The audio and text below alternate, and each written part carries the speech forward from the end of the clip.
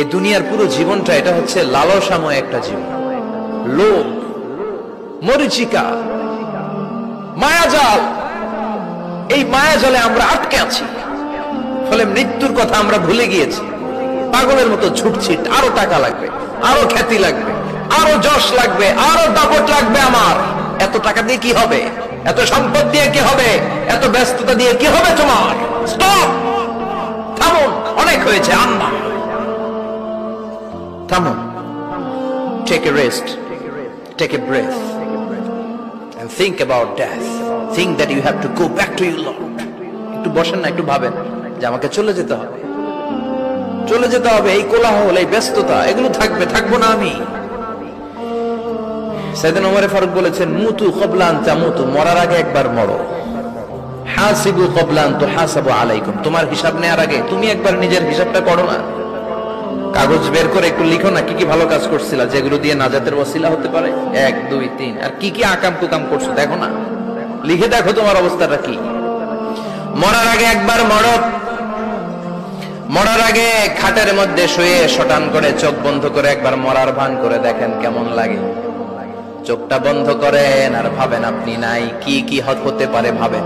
আপনার ছেলে মেয়েরা কান্না জুড়ে দিবে, আপনার প্রাণের স্ত্রী বিলাপ শুরু করে দিবে, বন্ধু বান্ধবের চিৎকার আর মাতম, স্থানীয় এলাকার মসজিদে ঘোষণা, অমুক এলাকার নিবাসী অমুক ভাই অমুকের ছেলে অমুক দুনিয়ায় নাই।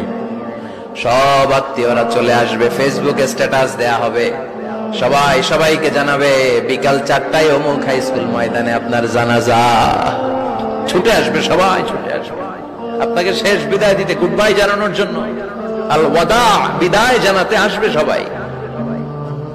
4 তাকবীর দিয়ে আপনার জানাজা হবে, অশ্রুসিক্ত জানাজায় আপনার বিদায় হবে। কাঠের খাটিয়ার মধ্যে করে কাঁধে তুলে আপনার কবরে নেওয়া হবে।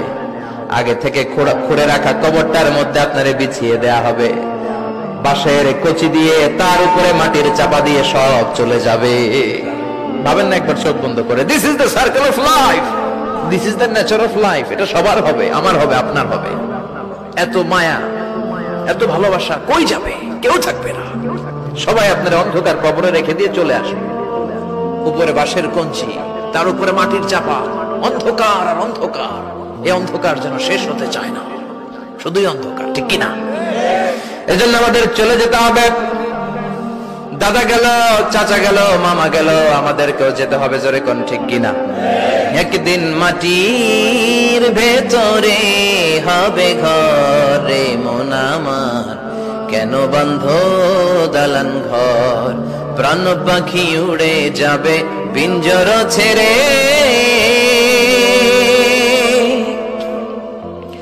ধরা ধামে সবই রবে, তুমি যাবে চলে, বন্ধু বান্ধব যত, মাতা পিতা যারা সুত, সবই হবে তোমার পরে, মন আমার কেন বন্ধ দালান ঘর, একদিন মাটির ভেতরে হবে ঘরে মন আমার, কেন বন্ধ দালান ঘর, ঠিক কিনা?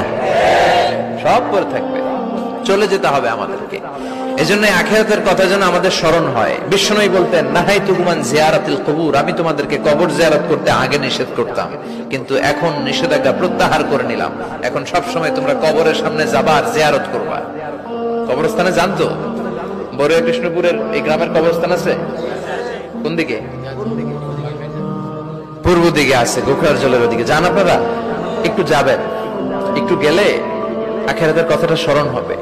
ওখানে ছোট শিশুরা শুয়ে আছে, কিশোর যুবকরা আছে, আপনার মতো তাগড়া যুবক, মুরব্বীরা আছে।